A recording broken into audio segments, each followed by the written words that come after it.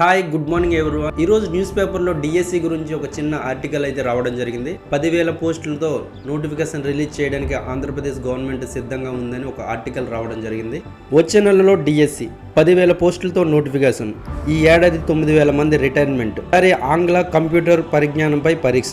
ఉపాధ్యాయ కొలువుల భర్తీకి ఆంధ్రప్రదేశ్ ప్రభుత్వం మరోసారి సన్నద్ధమవుతుంది. ఈ నేపథ్యంలో డిఎస్సి ప్రక్రియపై అధికారులు కసరత్తు ప్రారంభించారు. అంతా సజావుగా జరిగితే ఫిబ్రవరి 2వ వారంలో నోటిఫికేషన్ విడుదలయ్యే అవకాశం ఉంది. ఈసారి సుమారు 10,000 పోస్టులతో నోటిఫికేషన్ జారీ చేయాలని పాఠశాల విద్యాశాఖ భావిస్తున్నట్టు సమాచారం. 2026లో సుమారు 9,500 మంది ఉపాధ్యాయులు రిటైర్మెంట్ కానున్నట్లు అంచనా.